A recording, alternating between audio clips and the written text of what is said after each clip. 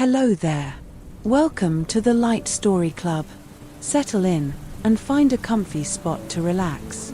Before we get to the story, I would love to know your favorite myths and monsters. Comment where in the world you are and let's begin the story. They say wizards are born in starlight. I was born in mud. Not the elegant kind of enchanted mud from the Mist Isles, mind you, but the real sort, the cold, clumpy, foot-squelching kind that oozes up your trousers and clings to your soul.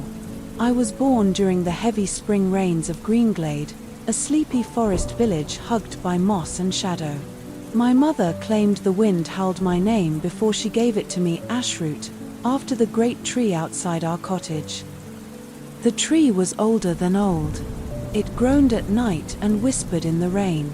Some said it was cursed, others said it held wisdom, but to me, it was simply my friend. When I was too small for chores, I'd press my ear to its bark and hum back to the voices that rustled through its branches. My mother would laugh and say, "He'll be talking to thunder next." She wasn't far off.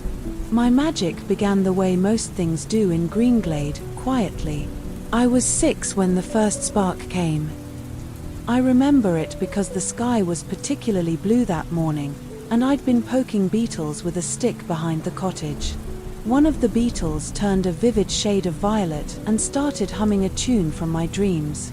That's when I knew something was off. Creatures in Greenglade don't hum unless enchanted or terrified. I didn't tell my mother right away. I wasn't scared, just unsure. The beetle and I stared at one another for a long moment before it gave a courteous nod, "Yes, truly," and wandered off humming into the grass. Later, I tried to make a worm dance. It only flopped in protest. Magic is fickle like that. My mother was a weaver, not a witch. She knew herbs and stories but kept no spells in her pocket.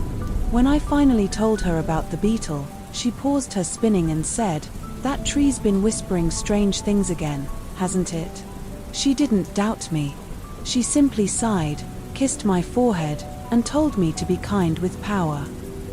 She didn't mention the letter hidden in the oak box beneath her bed. I found it later, years later, but that's another tale. The village didn't take kindly to magic. Too many tales of burned barns and talking goats. So when strange things happened, like the time the pond sang lullabies or the hens laid square eggs, I kept quiet. I spent more time with the tree. Ashroot, the tree, never judged me. Its roots twisted like fingers, its trunk wide enough to house a child's secrets. One evening, I found a smooth knot in the bark and whispered a rhyme I half remembered from a lullaby. The knot opened like a sleepy eye, blinked, and closed again. I didn't sleep much that night. Still, it was comforting. I wasn't just a boy with strange eyes and beetle magic. I was something else, something becoming. The world was beginning to notice. It was during the Festival of Embers that things truly changed. Each spring, villagers hung lanterns in the trees and danced in the square while old cripple John played his one-string fiddle. I remember the light, soft and golden, like candle dreams. I was watching the flames sway when a girl named Myra, 2 winters older and much braver than I, dared me to light a lantern with my thoughts. "You're the whisper boy," she said. "Bet you can make fire with a look." I flushed and said no. Then yes. Then maybe. So I stared. And stared. Nothing happened for a while. Then a breeze swept in, not from the wind, but from somewhere else. My hair lifted. Sparks rose from the earth like fireflies, and the lantern shuddered, bloomed, and caught flame without a touch. Everyone saw. At first, silence. Then cheers. Myra clapped my back, proud and unafraid. But others watched with eyes like coins, cold, flat, weighing something. I didn't sleep that night either. The next morning, the elder came calling. She was thin as bone and wore a braid down to her knees, tied with silver threads. She asked me if I dreamed of stars or salt. I told her I dreamed of beetles. She smiled. "You'll need a wand soon," she said, as if we were discussing spoons. And just like that, the world creaked open. Not wide, not yet, but enough to glimpse the path ahead, one paved with roots and runes, odd companions, and harder choices. That night, I returned to the whispering tree. I pressed my hand to the bark and whispered, "I think I'm going to be a wizard." And the tree answered, soft and low and warm. "Yes," it sighed, "but not the kind you think."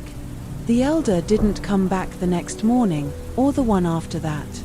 Green glade moved slowly, like sap in spring. Nothing happened all at once, except, perhaps, for magic. I waited a week before anything changed. Then, early one mist-wrapped morning, my mother nudged me awake before the sun had even cleared the trees. "Dress warm," she said. "The wand maker waits." The words sounded like something out of a storybook. I pulled on my woolen cloak, the one with 2 long sleeves, and followed her down the mossy path, past the stone circle and the berry thickets. The air was damp with fog, and the only sounds were bird trills and my boots squishing in last night's rain. We passed the edge of the village, past the last fence post, past even old Hennius apple cart, and entered the wilds. I'd never gone that far. The wilds were full of things no one named, and if you listened hard, you'd hear the ground breathe. I wasn't sure if I was excited or terrified, but my fingers itched, and my heart thumped like a bard's drum. After an hour of walking, we reached a cottage that didn't look like a cottage at all. It had a crooked chimney and a roof made entirely of woven thatch and feathers. Its door was round, painted deep violet, and covered in rune carvings that shimmered when I stared too long. "Go on," my mother said. "She doesn't like waiting." The door opened before I knocked. She was already there, the wand maker. She stood no taller than I, but her eyes were centuries deep. Her robes shimmered like sun on frost, and she smelled of wood smoke, parchment, and distant thunder. "You brought him late," she said to my mother, though not unkindly. "Dreams took longer to find him," my mother replied. The wand maker tilted her head. "No. He found them. Or they found him. Come, Ashroot." She beckoned me into a room that was not one room, but many. Shelves spiraled into themselves, filled with feathers, crystals, wands in various states of waking, and scrolls that hissed when touched. Candles floated in midair, unlit, as if waiting for someone they liked. The air buzzed with something quiet but alive, like listening to tree roots speak in their sleep. She led me to a table made from lightning-struck oak. "You don't choose your wand," she said. "You listen for the one that's listening for you." That made no sense at all. Still, I obeyed. She gestured to a series of boxes, each carved from a different kind of wood: ash, yew, elder, willow, and others I didn't recognize. One by one, I opened them. Nothing. Another. Nothing again. A third. The wand inside was elegant, almost shy. Willow wood with a heartstring of mooncalf. I reached in only to have it spark and hiss, like a cat offended. The wand maker chuckled. "She thinks you're trying too hard." I tried the next one. And the next. Then I reached the final box. It didn't glow or hum or pulse. It simply waited. When I opened it, the wand looked strange. The wood was rough, uneven, gnarled at the base. The grain twisted like paths in a forest, and there were faint green speckles near the tip. A single word echoed in my head as I touched it: home. The wand sighed. Yes, sighed. Like a tired friend finally found. It pulsed gently in my palm, warm and solid. I didn't need to be told. This was it. Rootwood, the wand maker said softly. Very old. From beneath the whisper tree. I blinked. "You mean ashroot?" She nodded. I felt dizzy. But that's just a tree. Nothing in this world is just anything, she said. Your path is not a common one.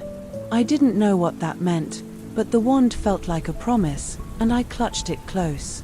She handed me a satchel filled with chalk, a small leather-bound spellbook, and a vial of something that shimmered like starlight on water. Begin with small things. Listen more than you speak. Magic answers those who ask kindly. My mother took my hand as we walked home. The mist had burned off, and the sun painted gold across the moss. I felt taller somehow. Not older, just steadier. Rooted. That night, I sat beneath the whispering tree and held my new wand in my lap. Do you know what's ahead? I asked. A breeze curled through the leaves, rustling softly, like laughter. No, I said. I didn't think so either. And for the first time in my short, strange life, I slept deeply, dreamlessly, wand cradled to my chest. Tomorrow, I would try to turn a pebble into a candle. But tonight, the magic was enough. The spellbook smelled like old attic and lilacs. Its pages were thick and rough, with ink that shimmered faintly in the sunlight. The first page read, "To shape the world, shape yourself." Which was awfully vague, but I didn't argue. I turned the page. Lesson 1. Animating the still. The instructions were simple. Take a pebble. Hold it in your left palm. Point your wand with your right. Speak the word Lumendra. Imagine warmth, a flicker, a spark. And wait. So I did.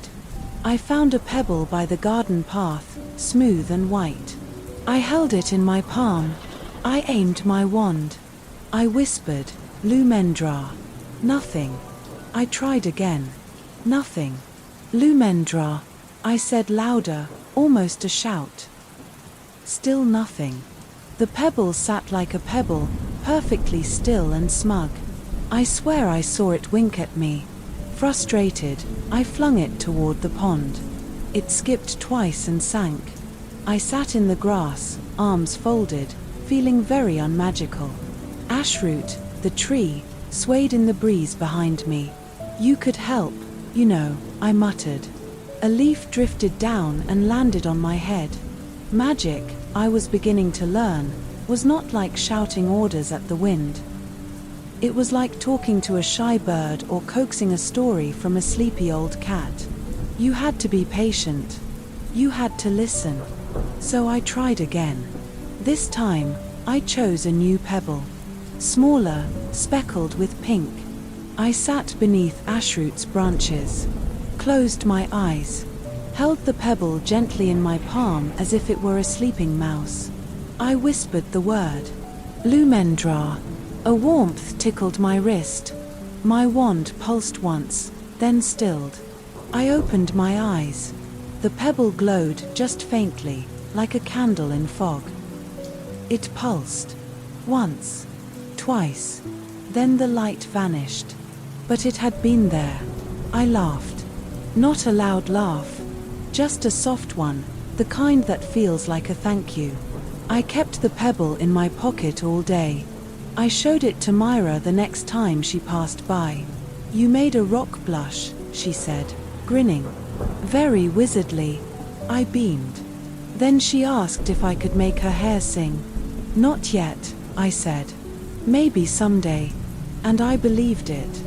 As the days passed, I practiced more spells. Some were meant to help.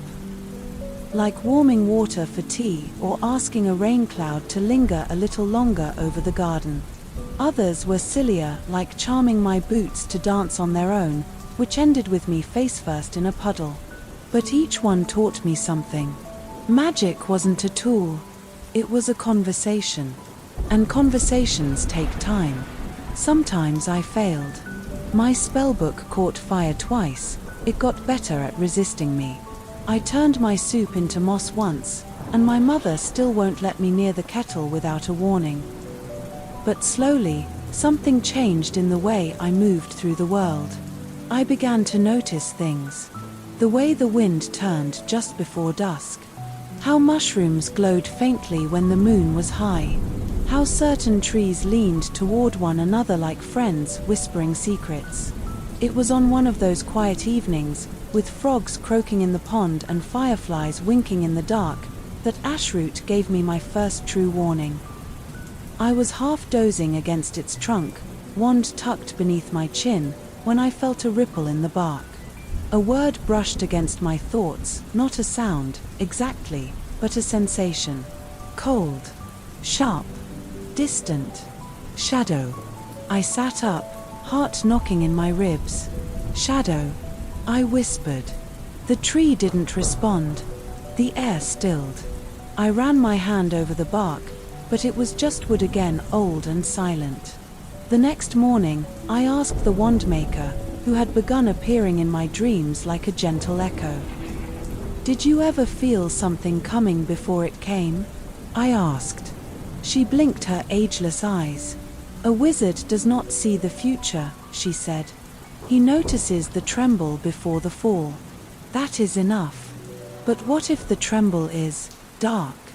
She looked at me a long while. Then you hold your wand steady, and you light the candle anyway. I spent that night with the glowing pebble in one hand, wand in the other, listening to the whispering tree. There were no more warnings. Just the breeze. Just the stars. Just the boy learning, slowly, to shape the stillness. The first snow came early that year. In Greenglade, winters were usually gentle, soft white layers across the thatch roofs and the low hum of hearth fires in every home. But this snow was different. It fell in thick silence, smothering the forest like a secret, and when I stepped outside, even Ashroot was still.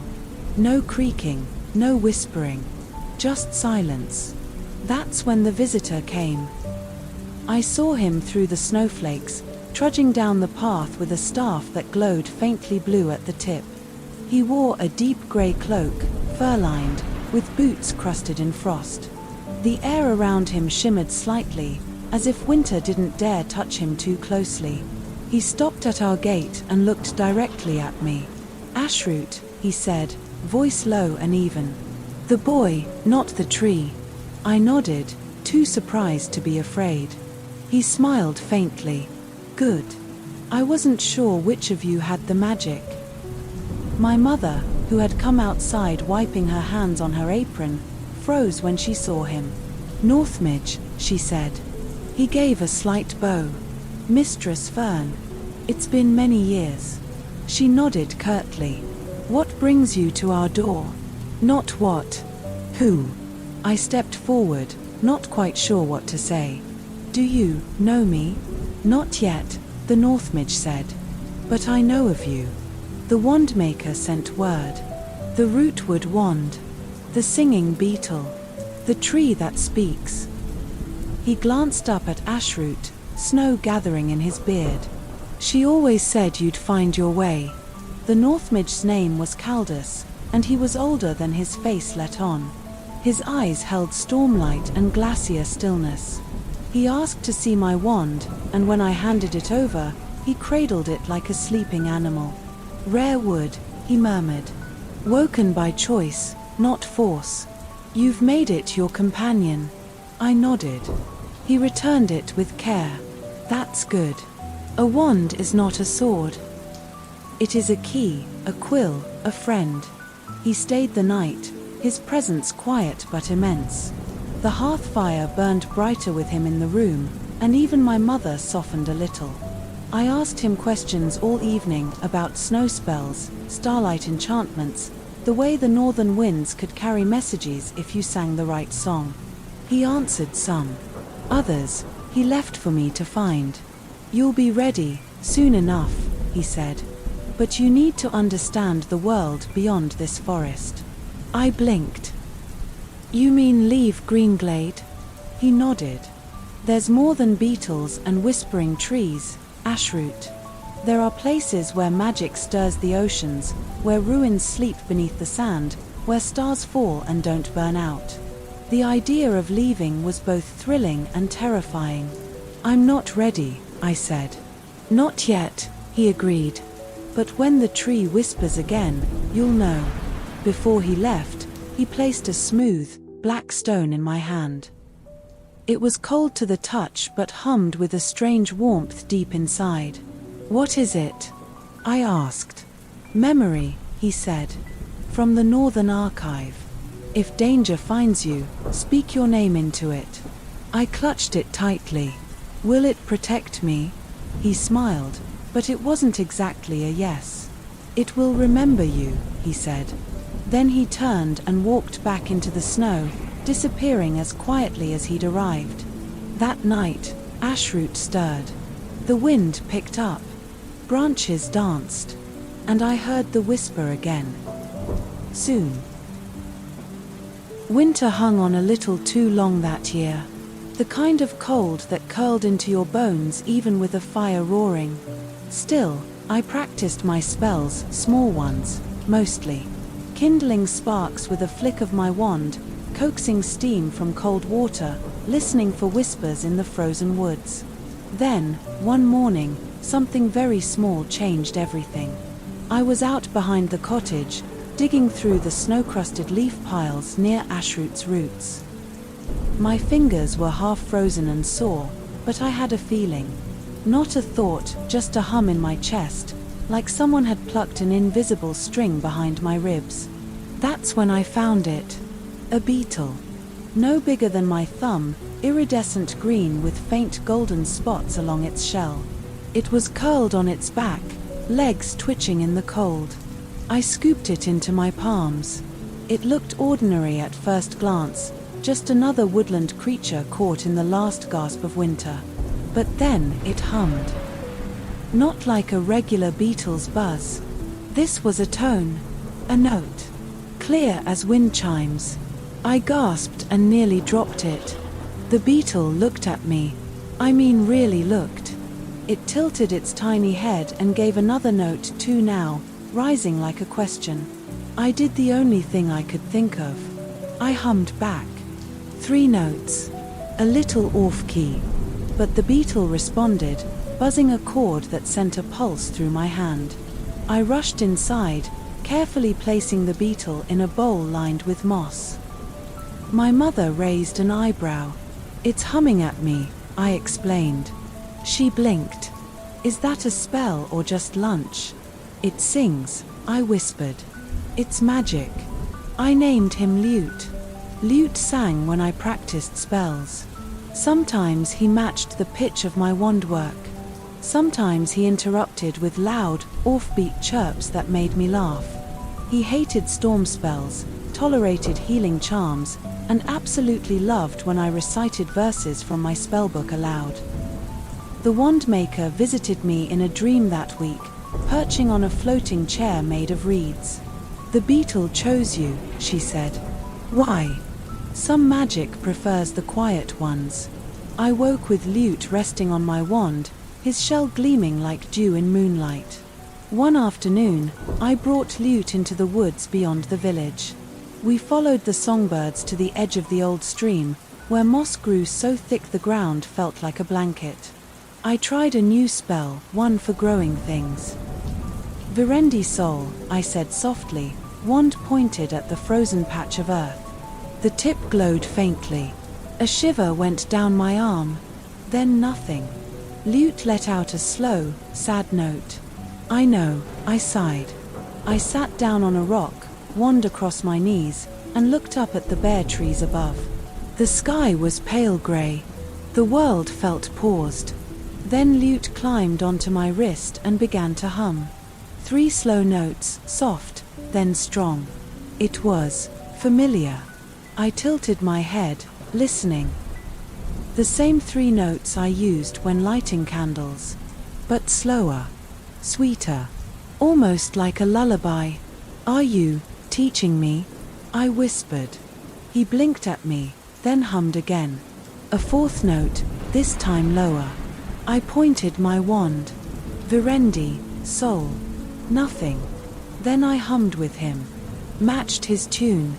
Let the notes sink into my chest, into the wood of the wand, into the spell. The ground trembled. and a tiny green shoot pushed up from the frozen soil. I gasped. Lute chirped triumphantly, bouncing on my wrist.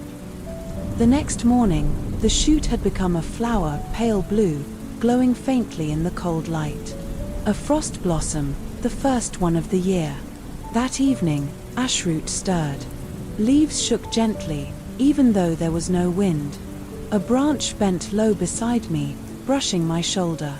A word whispered again, but this time it wasn't just one. They are listening.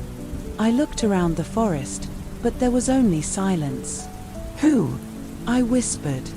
The beetles, the trees. A pause. Then, so soft it felt like it bloomed inside my chest, all of it. I sat there for a long time, hand on my wand, lute curled in my lap, listening not just with ears, but with something deeper. The world was beginning to sing back. The lake was the oldest thing in Greenglade. Older than the stone bridge. Older than the wandering paths. Older, even, than ashroot. They called it still mere, though it wasn't always still. On windy nights, it hissed softly. On full moons, it shimmered like a dream. Some villagers said it had no bottom. Others swore it mirrored not just the sky above, but other skies, stranger ones. I never quite believed them. Until the day I followed Lute to its shore. It was spring again. A real one this time. Buds on every branch. Bees in the blossoms. I'd been practicing my magic daily, small growth charms, color spells, tuning magic to Lute's curious songs.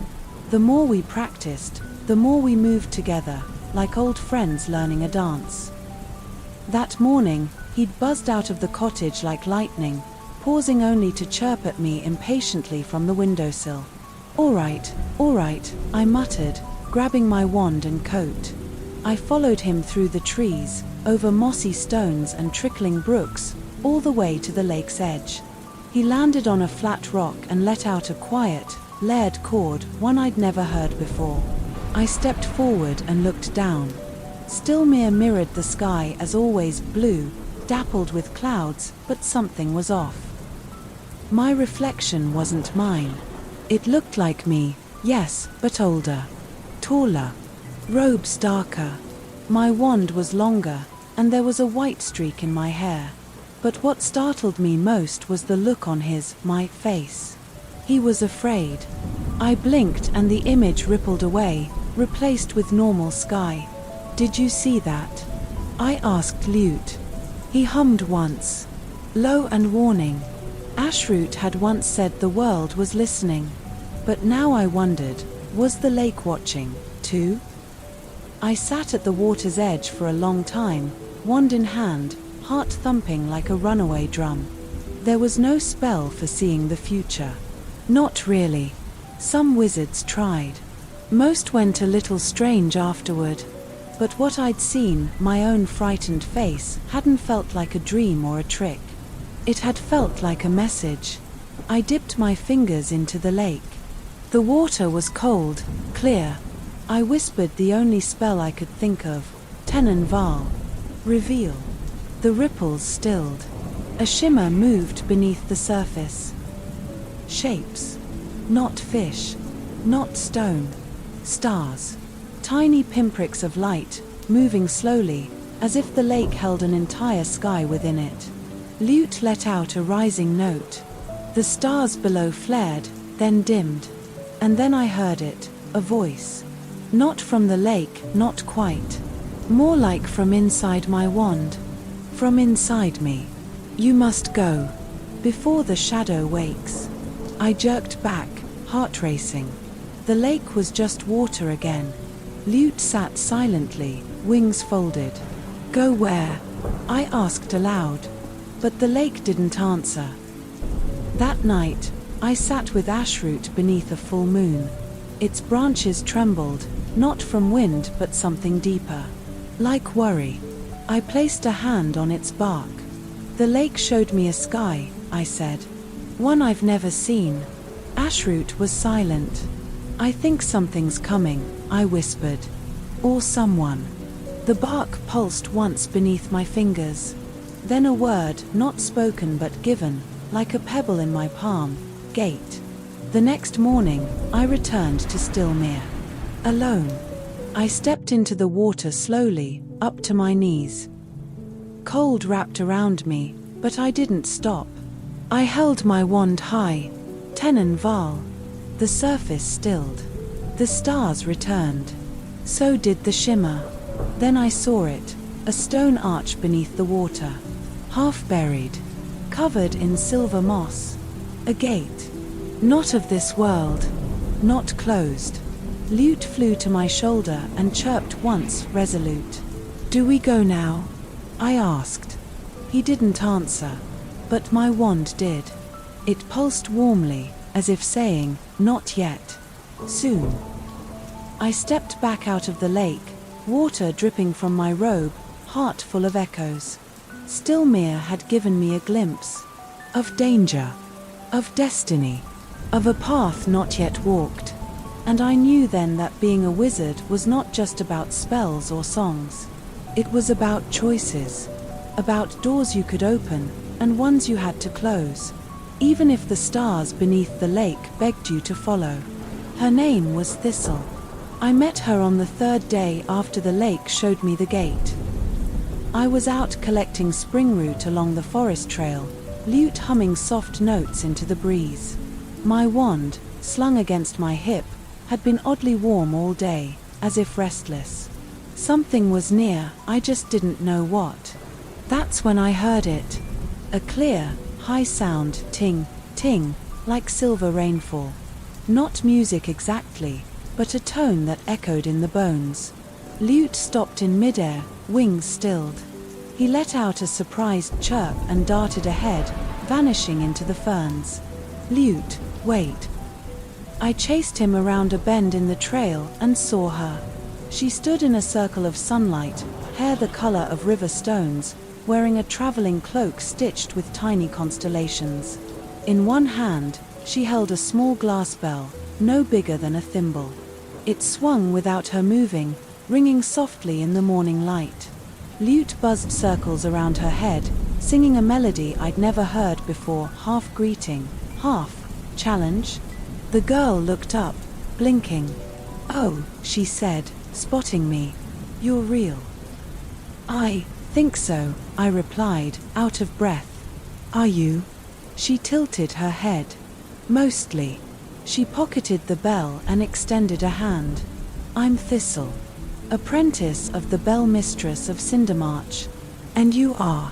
I shook her hand, heart still racing. "Ashroot. Named after the tree?" "Yes." "Is it really alive?" "Yes." "Does it talk?" I hesitated. "Not exactly. More like whispers in your bones." She grinned. "Good answer." We walked together back to the clearing.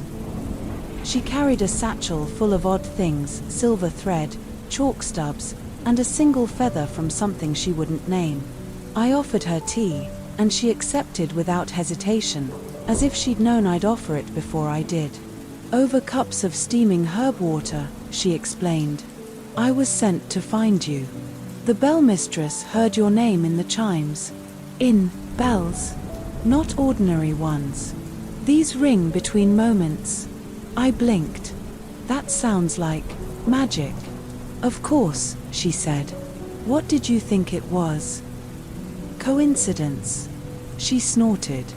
"There's no such thing in forests like these." Lute buzzed in agreement.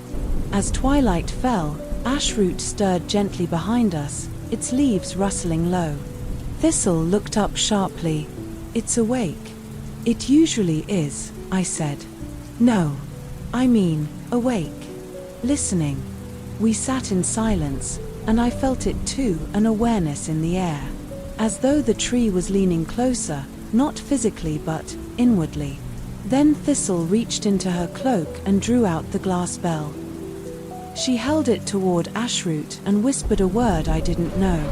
The bell rang once, clear and soft. And the world went still. Then I felt it. A voice, not from Thistle, not from the bell, but from ashroot itself. For the first time, not a whisper or feeling, but a sentence. The gate is opening. I shivered. Stilmere. Thistle's brow furrowed. You've seen it? Yes. She turned to me, eyes suddenly serious. Then we don't have much time. That night, she stayed in our cottage. My mother was wary, she always was with strangers, but Thistle won her over by fixing a tea kettle with a pinch of salt and 3 clicks of her bell. She's not ordinary, I told my mother. Neither are you, she said. That doesn't make it safer. Before dawn, Thistle and I stood beneath ashroot again. Lute perched on my shoulder. Her bell glowed faintly in the dark. There's a song only bells can hear, she said. It's ancient. Older than spellbooks. Older than wands. Older than this tree. She nodded. Maybe. Maybe not. Some trees were songs first. Then she touched her bell to ashroot's bark and closed her eyes. The bell didn't ring this time. It sang. Low and long, like a river dreaming. And beneath our feet, the roots pulsed with light. Tomorrow, she said as the sound faded, we go to the lake. I nodded, heart full of questions, hands trembling like candle flames. Do you think, whatever's coming, is it good or bad? Thistle looked up at the stars. Not everything fits in those boxes, she said. Some things are just coming. And so we waited. The sky whispered. The wand listened. The bell hung silent on her belt. And the tree dreamed of stars. The night before we were to return to Stilmere, sleep felt like a distant shore I couldn't reach. I lay awake on the wooden floor of our cottage, Lute nestled in a curled leaf beside me, his tiny hum barely audible. Thistle was somewhere in the next room, I imagined, practicing her bell magic or weaving protective wards around us. The fire crackled softly in the hearth, but it wasn't enough to chase away the chill that had settled in my chest. Ashroot's whispers had become more urgent in the past days, like a wind blowing through the leaves before a storm. I kept hearing one word in its low murmurs: shadows. The shadows that once only lived in the corners of the forest seemed to grow longer, darker, creeping closer to our home with each passing dusk. I tried to cast a light spell, but even my brightest flames flickered weakly in the gloom. I wasn't sure if it was the weather or something else, something that did not want to be seen. In the morning, Thistle found me staring out the window. They're coming, I said quietly. She looked pale but calm. Not they, ashroot. It. The shadow. I frowned. The shadow. She nodded. There's always one. An ancient thing that lingers beneath the surface of magic, waiting, watching, ready to slip through the gates when they open. I swallowed. The lake gate. The bell mistress warned me, Thistle said. It's hungry. Hungry for what? Light. Magic. Hope. I shivered. We set out before dawn, the forest thick with mist, footsteps muffled on moss and leaf litter. Lute flew ahead, his song more anxious, darting between branches. The woods were quieter than usual, like they were holding their breath. At Stilmere, the water lay calm, glass smooth, the surface reflecting the pale morning sky.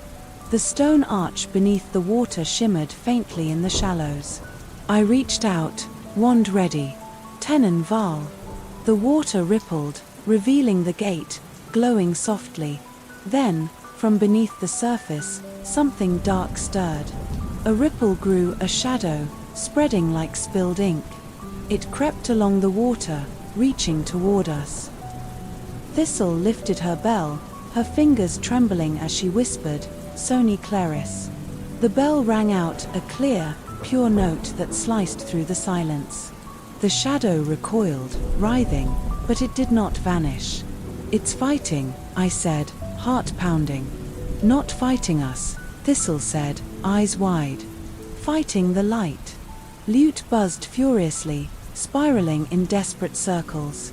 I raised my wand, feeling the heat of magic pulse through my veins. Luxi's vinculum, I cried, sending a ribbon of golden light toward the shadow. It hissed, a sound like 1,000 broken mirrors, then surged forward faster like it was feeding on my magic, growing stronger. We need more, Thistle shouted, ringing her bell faster, weaving the sound into a tapestry of silver light. Together, our spells wrapped around the gate, a shield of song and flame. But the shadow was relentless. It clawed at the edges, twisting, snarling, trying to tear the gate open wider. For a moment, everything blurred. I saw my older self again, the one from the lake's reflection, fearful and tired, standing alone before a dark abyss. I wanted to turn away, but Lute sang a brave, clear note right into my heart. I remembered Ashroot's whispered words, all of it is listening. And I knew we were not alone. From the depths of the forest, other voices rose, soft at first, then swelling. Whispers, humming, the rustle of leaves, the chatter of beetles, the flutter of wings. Magic. The forest answered our call. Roots pushed through soil, glowing with ancient power. Leaves shimmered, gathering light like prisms. Creatures of shadow and light tangled in a silent battle beneath the trees. With new strength, I extended my hands. Luxi's, Luxi's. Light poured from my fingertips, joining the bell's song and the tree's heartbeat. The shadow screamed. And then it broke. The water stilled. The gate shimmered, then faded to stone once more. Lute landed on my shoulder, exhausted but triumphant. Thistle let out a breath she didn't realize she'd been holding. Ashroot's leaves fluttered softly, as if sighing relief. We did it, I whispered. Thistle smiled faintly. For now. That night, as I lay in bed, the weight of what we faced settled over me like a heavy cloak. The shadow was gone, for now. But it would return. And when it did, I would be ready. Because being a wizard wasn't just about spells or power. It was about standing against the darkness, even when the night was long and the path uncertain. The morning sun filtered through the branches of Ashroot as I awoke, my mind still tangled in the echoes of the shadow's scream beneath the lake. Thistle was already up, her glass bell softly chiming in the quiet room. We need to prepare, she said quietly, tracing a delicate pattern in the air with her fingers. That shadow wasn't just a threat. It was a warning. Something is stirring, and we don't yet understand what. I nodded, rubbing sleep from my eyes. Where do we start? Thistle smiled faintly, pulling a faded parchment from her satchel. It was covered in ancient symbols, some I recognized from Ashroot's whispered lessons, others completely foreign. The bellmistress told me about a place, she said. A library hidden beneath Ashroot's roots, filled with forgotten knowledge. It said that only those who listen closely to the tree can find the entrance. I looked over at Ashroot, its thick trunk rising proudly outside the window, leaves rustling softly as if encouraging us. Then that's where we'll go. After breakfast, we approached Ashroot's great trunk, standing beneath the canopy that had sheltered my childhood. The air was thick with the scent of moss and earth. I knelt down, pressing my palm against the bark, closing my eyes to listen. At first, there was only the steady hum of life. But then, faint beneath the pulse of sap and wind, I heard it, a whisper of stone grinding, a faint creak, like a door opening far below the ground. Thistle placed her bell against the bark, ringing a soft, low note. The ground trembled slightly, and before our eyes, a knot of roots shifted aside, revealing a narrow spiral staircase carved from living wood. With a mixture of excitement and caution, we descended. The air grew cooler as we moved deeper beneath the earth. The walls of the staircase glowed faintly with veins of bioluminescent fungi, casting an eerie light. I could hear the distant drip of water, the flutter of wings. At the bottom, The staircase opened into a vast chamber, the secret library. Bookshelves spiraled upward and outward, carved directly from root and stone. Ancient tomes rested on thick branches, and glowing crystals illuminated pages filled with glyphs that shimmered and shifted. "This place," I breathed. "It's alive. It listens," Thistle said. "And it remembers." We moved carefully among the shelves, pulling volumes from their perches. Some books were fragile as spider silk, others heavy and cold like stone tablets. One book caught my eye, a thin leather-bound volume etched with silver runes. Opening it, I found sketches of gates, shadows, and cryptic warnings. "The Gatekeeper's Manual," I whispered. "A guide to the gates between worlds." Thistle leaned over my shoulder. "This could tell us how to close the gates for good, or at least protect them." We read late into the day, the library's magic filling us with a sense of calm and purpose. Suddenly, a low rumble shook the chamber. Dust fell from the ceiling, and the root doors began to close slowly. "We need to leave," Thistle urged. We raced back up the staircase as the roots shifted behind us, sealing the library away once more. Outside, the sun was setting, painting the sky with streaks of orange and purple. I looked at Ashroot, feeling the weight of what lay beneath. "This library is our secret now," I said. "And a key," Thistle added. That night, I lay awake thinking about the shadow, the gate, and the library's secrets. I didn't know what was coming next. But I knew one thing: to protect the light, I had to learn the old songs, the hidden words, and the ancient magic sleeping beneath my feet. And I was no longer alone. That night, the moon hung low and heavy in the sky, its pale light spilling like silver ink over the forest. I lay on my bed, staring at the ceiling, the weight of the secret library's revelations settling into my bones. Thistle was asleep in the next room, her steady breathing a quiet comfort. But sleep would not come for me, not yet. My wand, resting on the wooden table beside my bed, pulsed faintly with a soft blue glow, as if it, too, felt the stirring of something deep within the earth. I reached out, fingers brushing the polished wood. Suddenly, the glow brightened, flooding the room in a gentle light that wrapped around me like a whispering breeze. Before I knew it, my eyelids grew heavy, and I slipped into a dream unlike any I'd ever had. In my dream, I stood beneath Ashroot's massive branches, but the forest was different, brighter, yet somehow more alive. The leaves shimmered with colors I couldn't name, and the air hummed with the music of magic itself. I felt a presence approaching, a figure draped in robes woven from starlight, eyes deep as galaxies. The figure held out a hand, and in it rested my wand, glowing with a new, radiant energy. "Child of the roots," the figure said, voice like wind through leaves, "your magic is tied to the ancient song of this world. You must learn to listen not only with your ears but with your heart."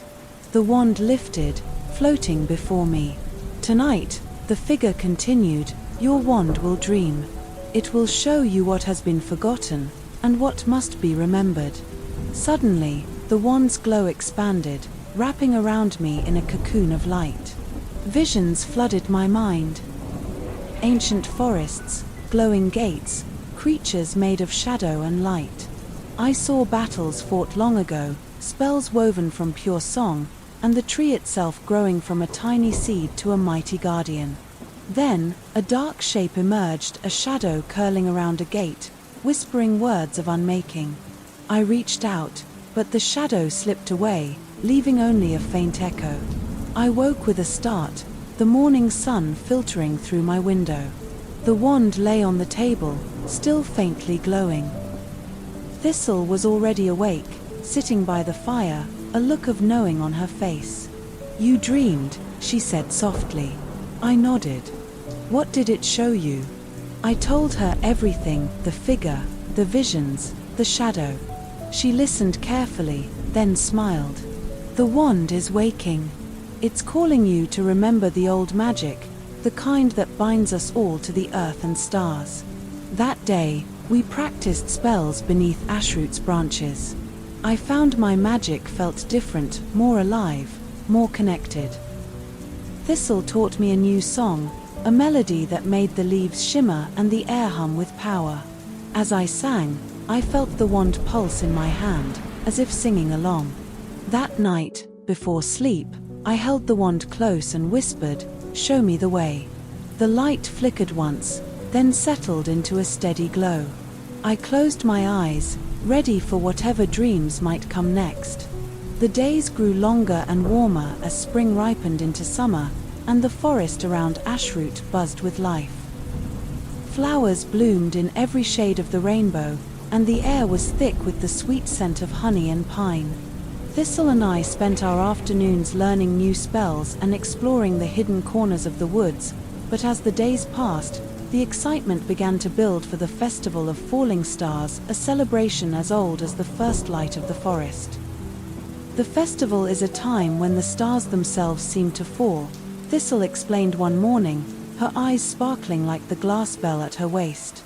It's when magic is strongest, and wishes have the power to shape reality. I looked up at the sky, which was still bright with the sun, wondering how stars could fall before night had even fallen.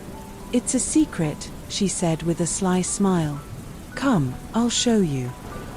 As twilight painted the sky with hues of orange and purple, we made our way to the edge of the forest, where the trees thinned and the sky opened wide above a quiet hilltop. A small crowd had gathered, villagers, travelers, and other apprentices like Thistle, all dressed in flowing robes and carrying lanterns. The air thrummed with magic and anticipation. Thistle handed me a small, silver leaf carved with runes. "Make a wish," she whispered, "and hold it close." I closed my eyes, thinking of Ashroot, the lake gate, the shadow we had fought, and the secrets yet to be uncovered. I wished for strength, for wisdom, and for the courage to face the unknown. Then, the first star fell. It streaked across the sky like a ribbon of light, trailing sparks that shimmered like fairy dust. The crowd gasped and cheered as more stars followed, each one brighter than the last, cascading down like a shimmering waterfall. I felt a warm glow spread through my chest as the silver leaf in my hand grew hot and began to hum softly. Thistle's bell chimed in harmony, a delicate melody that seemed to weave itself into the fabric of the night. Around us, the forest responded, leaves rustled in rhythm, flowers glowed faintly, and even the air seemed to sparkle. As the stars fell, I noticed shadows shifting at the edges of the crowd. Not the dark, threatening kind we'd faced by the lake, but gentle, flickering shapes that danced in time with the light. "They're the spirits of the forest," Thistle said softly.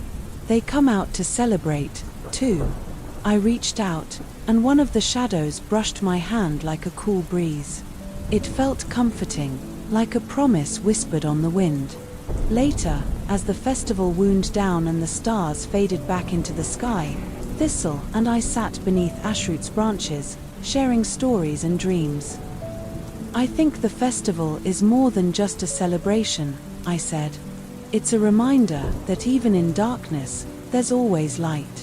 Thistle smiled. "And that we are never truly alone." As the first light of dawn crept over the horizon, I felt a deep peace settle over me. The path ahead was still uncertain, but with friends like Thistle, the wisdom of Ashroot, and the magic of the stars, I knew I could face whatever came next. The forest after the Festival of Falling Stars felt different. Lighter, as if the trees themselves were breathing a soft sigh of relief. Ashroot's leaves shimmered with a new brilliance, and the gentle hum of magic pulsed beneath my skin like a secret heartbeat. Thistle and I returned to our lessons with renewed energy, but there was one mystery that had long haunted me, one I hadn't dared to ask about until now. "Thistle," I began hesitantly, "how do you really listen to Ashroot? How do you understand the whispers in the leaves?" She smiled, her eyes reflecting the dappled sunlight filtering through the branches. "It's not just listening," she said softly. It's feeling. The trees don't speak with words like we do. They speak in rhythms, in changes of the wind, in the rustle of leaves, in the warmth of sunlight, and the coolness of shade. You have to quiet your mind and open your heart. That afternoon, she took me deep into the heart of the forest, to a glade where sunlight pooled like liquid gold. "There," she said, pointing to a low-hanging branch of ash root.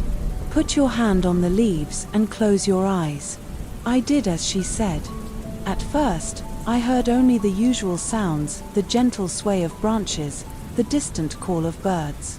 Then, slowly, I began to notice patterns, a soft rustling that pulsed like a breath, a faint vibration that twined around my fingers, the way the leaves seemed to shimmer in time with the quiet beat in my chest. I imagined the tree's thoughts, calm, steady, ancient. Thistle began to hum, a low melody that rose and fell like a breeze through grass. I joined in, letting the song grow inside me, shaping the sound with my breath and heart. The leaves above shimmered, and a gentle warmth spread through my hand and up my arm. Suddenly, a whisper reached my mind, not words, but images and feelings. I saw the cycles of the forest seedlings pushing through soil, roots intertwining, leaves falling to feed the earth, rain dripping from mossy stones. I felt the pulse of life, of magic, and of time itself. "Trees remember," Thistle said softly. "They hold the stories of the world, if you know how to ask." As we sat in silence, I realized that understanding ashroot was not about speaking or hearing, but about belonging. The tree and I were part of the same endless song, the song of earth, wind, and light. When we returned to the cottage, I felt lighter, more connected. I took my wand and carved a small leaf symbol into the wood. An emblem of the bond between the wizard and the forest. That night, as I drifted into sleep, I dreamed again of ashroot, its leaves singing the language of the world. And in that dream, I knew that whatever shadows came, the forest song would always guide me home.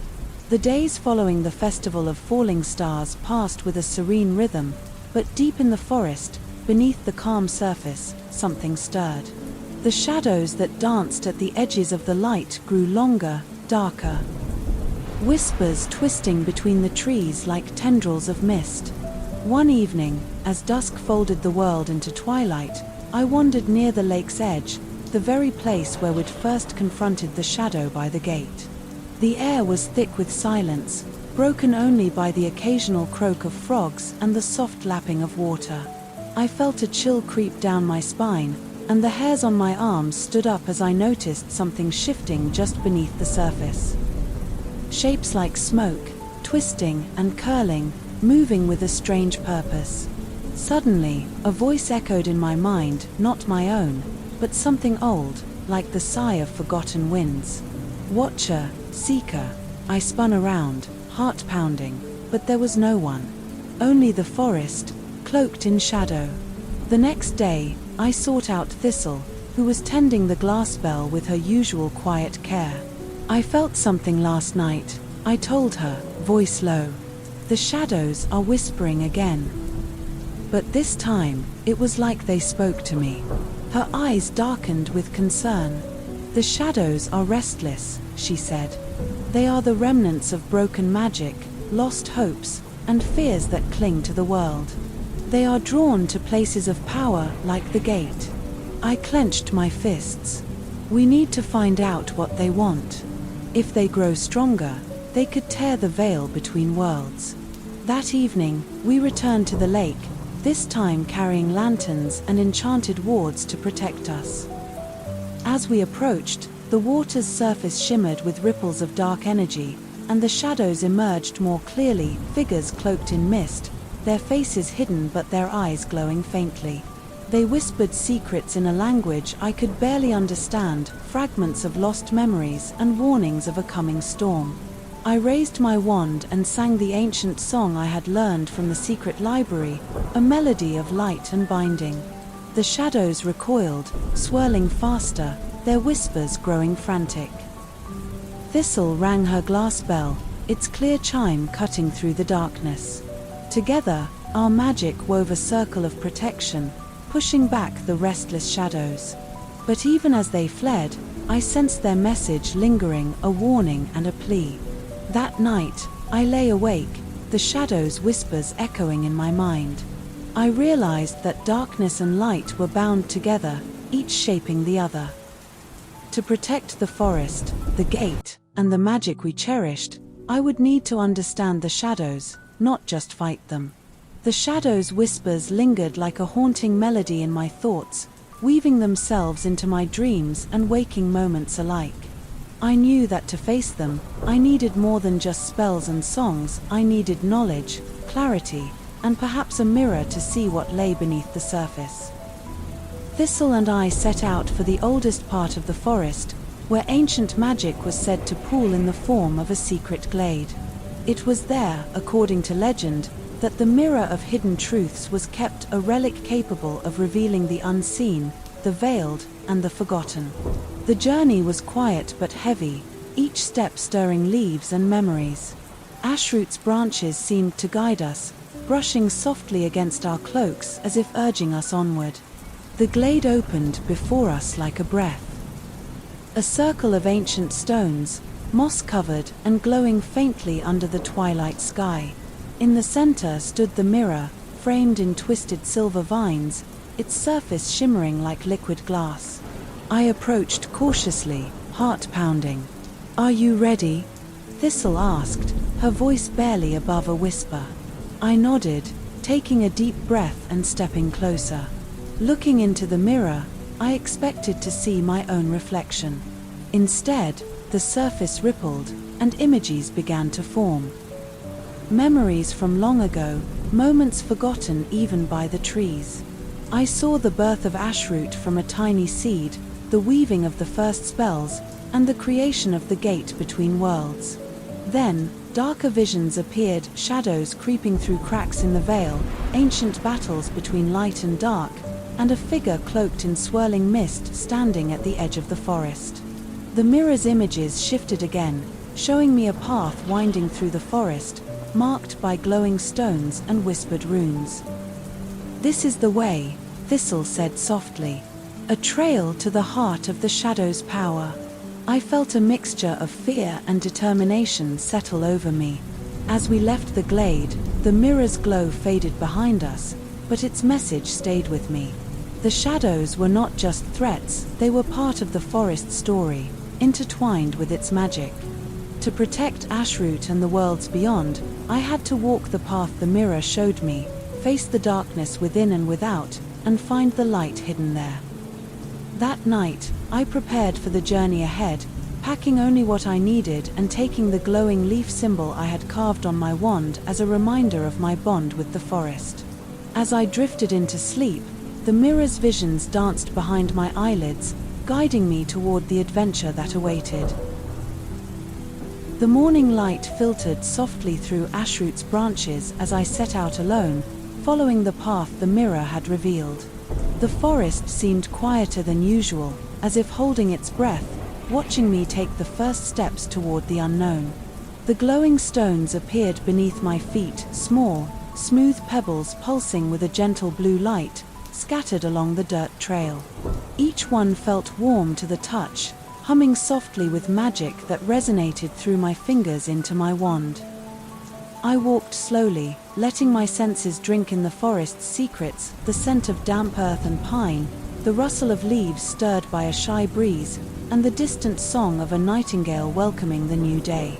As I followed the stones deeper into the woods, shadows shifted around me, but they no longer felt threatening. Instead, they seemed curious, watching, waiting.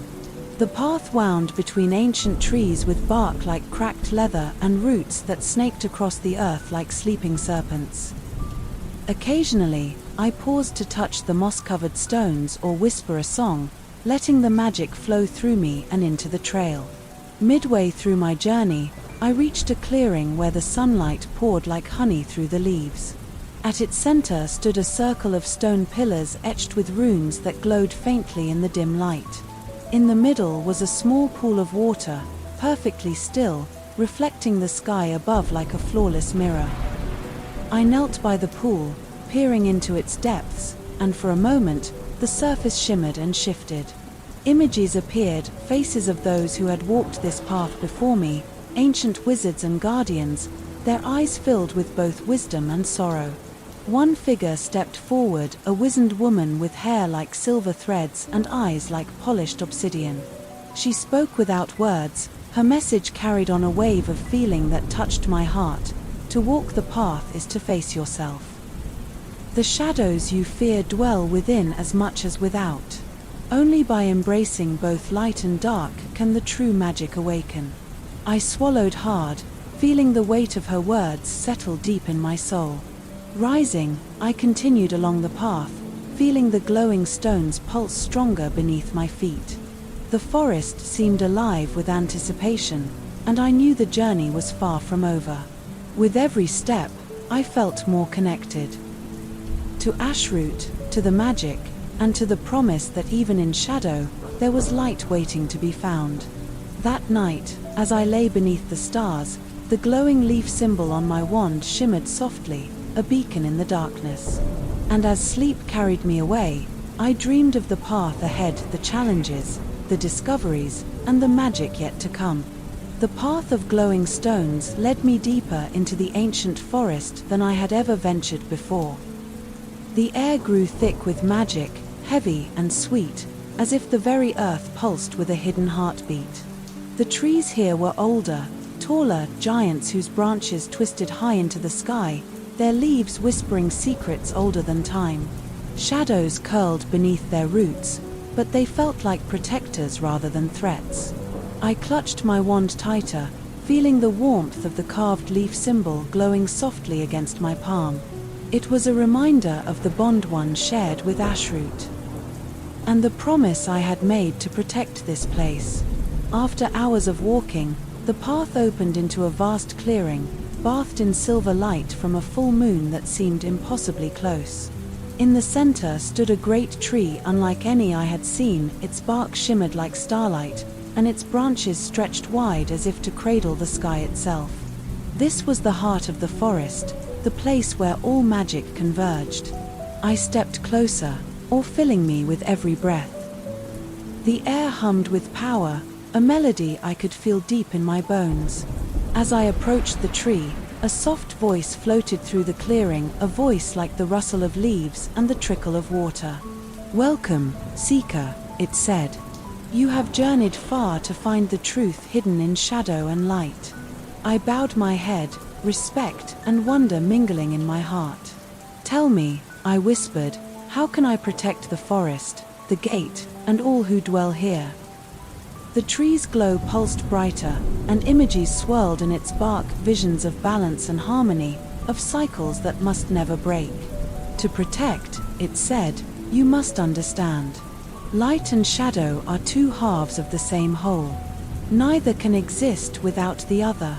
You must learn to weave their magic together." The air shimmered, and I felt a warmth spread through me, a spark of understanding blossoming in my chest. Suddenly, the ground trembled softly, and from the shadows emerged figures. Guardians of the forest, beings of light and darkness entwined. Their eyes shone with wisdom, their presence both fierce and gentle. They spoke as one. To walk the path is to embrace all that you are, the light you carry and the shadows you fear. I nodded, feeling their power wash over me like a tide. That night, beneath the heart of the forest, I made a vow to protect the balance, to be a bridge between worlds, and to carry the light of Ashroot wherever my path led. As sleep claimed me, I dreamed not of fear, but of hope, a future where magic, shadow, and light danced together in harmony. The morning sun spilled golden light over the heart of the forest, casting long shadows that seemed to sway in a gentle dance. As I awoke beneath the shimmering branches, a new understanding settled inside me. The magic of light and shadow was not a battle to be won, but a song to be sung. Thistle was waiting nearby, her smile soft and knowing. "You've been to the heart," she said, "and now you carry its song." I nodded, feeling the warmth of the leaf symbol on my wand pulse in time with my heartbeat. "Teach me," I whispered, "how to weave light and shadow together." Our lessons took on a new rhythm. Thistle showed me how to listen to the subtle shifts in magic, the flicker of a shadow that carried hope, the glow of light that held sorrow. We practiced weaving spells that blended both, crafting illusions that shimmered and danced, healing magic that soothed both body and spirit, and protective wards that bent but did not break. The forest around us seemed to hum in approval, the leaves whispering encouragement in their silent language. One evening, as twilight draped the sky in indigo and rose, we gathered at the lake's edge, where the gate shimmered faintly beneath the water's surface. I raised my wand and sang the ancient melody, this time weaving in the harmony of shadow and light. The gate pulsed with energy, ripples spreading across the lake like gentle waves. From the depths, a figure emerged, a guardian spirit born of both darkness and radiance, its eyes reflecting the balance we had sought. The spirit spoke without words, its presence a warm embrace. "You have learned the song," it said, "and in your heart, the forest's magic lives anew." I felt a deep peace settle over me, a promise that the journey was far from over but that I was ready to face whatever came. That night, as stars twinkled overhead, I lay beneath ashroot's branches and let the song of shadows and light lull me into sleep. The forest sang its ancient lullaby, and I dreamed of harmony, courage, and the endless dance of magic. The days grew shorter and cooler as the season shifted toward autumn. The forest was a tapestry of amber and gold, and ashroot's leaves whispered with a quiet urgency. Beneath their gentle rustle, I sensed something stirring, a tension in the air, like the calm before a storm. Thistle and I had spent many evenings weaving the song of shadow and light, but now the shadows seemed restless again, swirling with a darker purpose. One evening, as the sun dipped behind the distant hills, a sudden chill swept through the cottage. The glass bell chimed on its own, clear and urgent. "We must prepare," Thistle said, her voice steady but edged with concern. Together, we gathered ancient scrolls and enchanted charms, setting wards around the forest and the gate. The creatures of the woods sensed the change too. Deer moved cautiously, birds fell silent, and the wind carried a whispered warning. That night, sleep was elusive. My dreams were filled with visions of swirling shadows gathering beyond the trees, a storm not of rain but of magic and will. The next morning, I found footprints near the gate, strange and twisted marks that hadn't been there before. The shadows were moving closer, testing the borders. I stood at the water's edge, wand in hand, feeling the pulse of ashroot's magic beneath my feet. "We have to face this," I said aloud, more to myself than anyone else. Thistle nodded. Together. As the sun set, we ventured toward the heart of the forest, the glowing leaf on my wand a beacon in the encroaching dusk. The storm gathered, swirling shadows thickening like smoke, crackling with restless energy.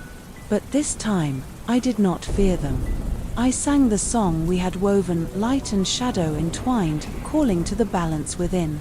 The shadows hesitated, then shimmered, and in their depths, I glimpsed not just darkness, but longing, pain, and the fragile hope of change.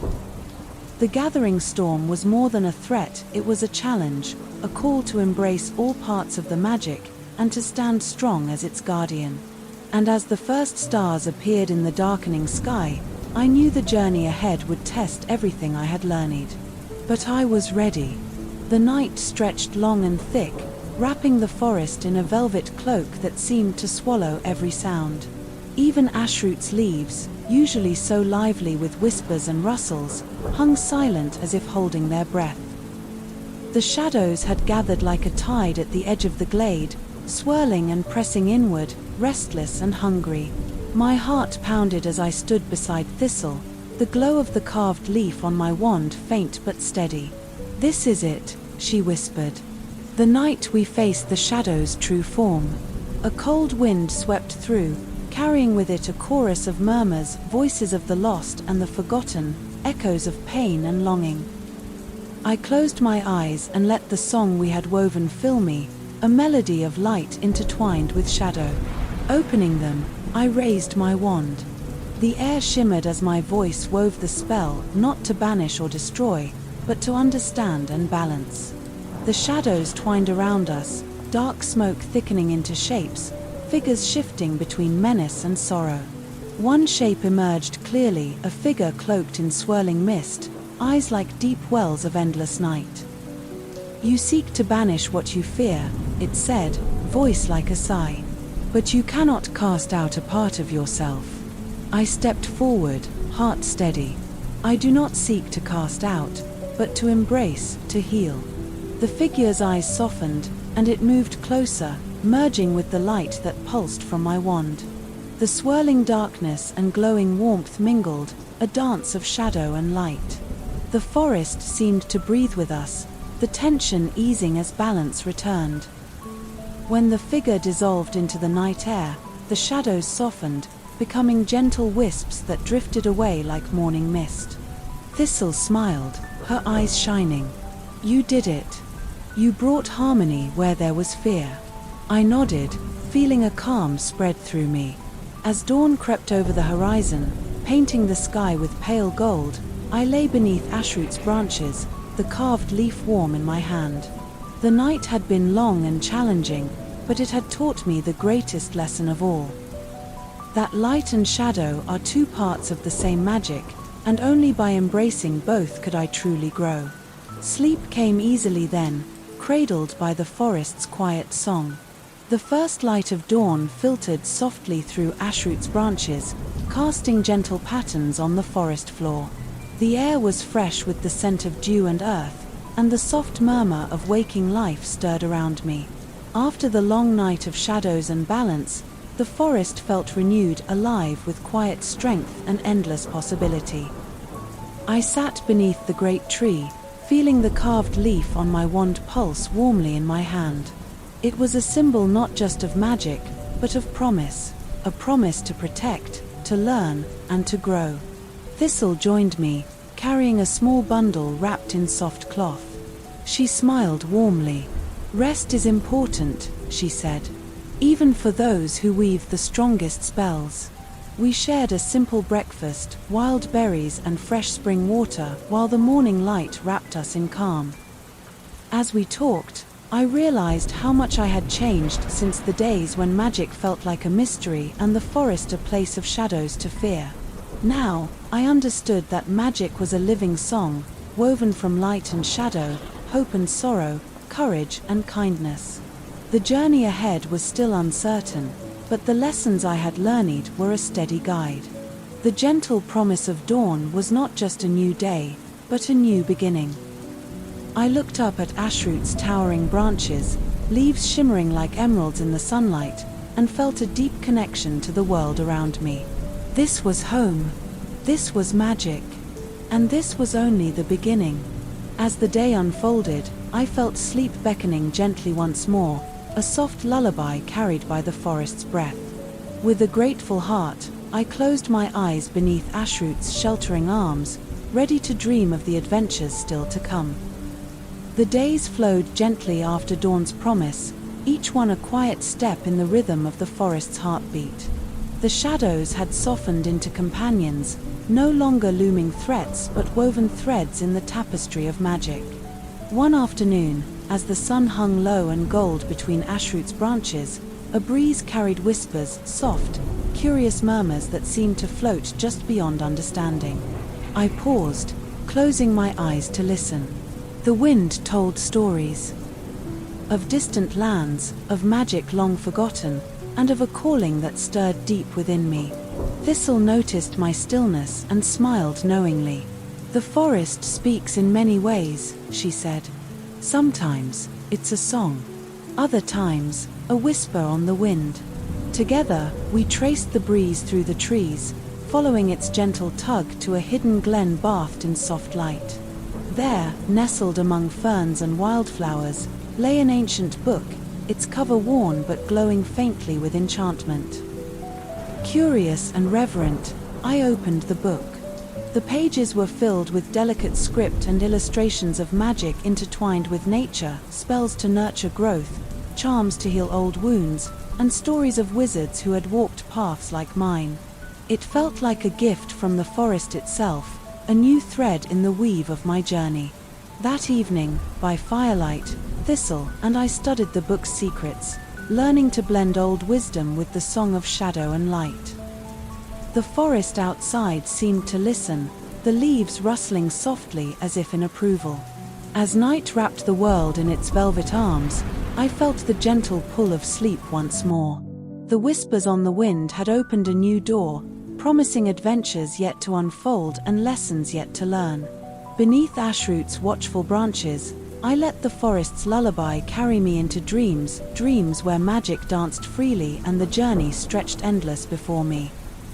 The whispers on the wind lingered in my mind as dawn spilled soft light through ashroot's leaves. The ancient book, now resting by my side, seemed to hum faintly with quiet magic, as if eager for the next step in our journey. With Thistle at my side, I ventured deeper into the forest, guided by a feeling rather than a map, a gentle tug in my heart leading us toward a place unseen by most.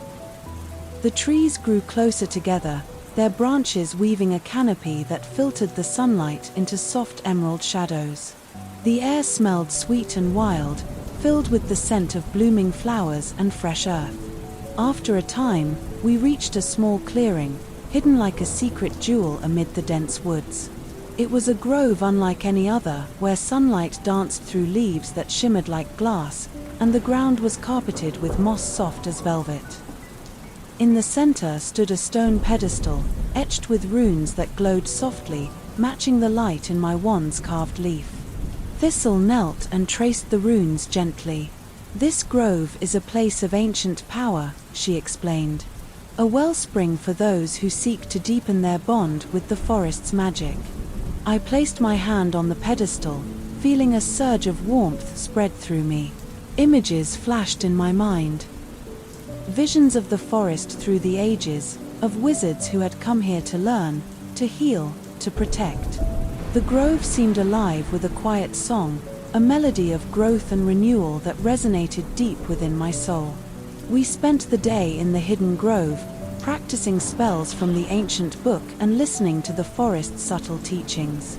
As dusk settled, the runes on the pedestal glowed brighter, bathing the clearing in a soothing light that wrapped around us like a gentle embrace. That night, beneath ashroot's branches, I fell asleep with a heart full of hope and wonder, knowing that the hidden grove was a new chapter in the endless story of magic and growth. The forest's lullaby carried me once more into dreams, where the light and shadow danced as one, and the path ahead stretched wide and welcoming. The morning air in the hidden grove was crisp and alive with possibility. Sunlight filtered through the leaves like liquid gold, casting playful shadows on the moss beneath my feet. I breathed deeply, feeling the magic of the forest hum softly through me. The ancient book lay open at my side, its pages now familiar friends whispering secrets of the past and promise for the future. Beside me, Thistle smiled gently, a steady presence in a world that was always shifting, always growing. As I rose, the carved leaf on my wand glowed warmly, a symbol of all I had learned, the balance of light and shadow, the song woven between hope and fear, the courage to embrace the unknown. The forest was not just a place, but a living story, one I was a part of now, and always would be.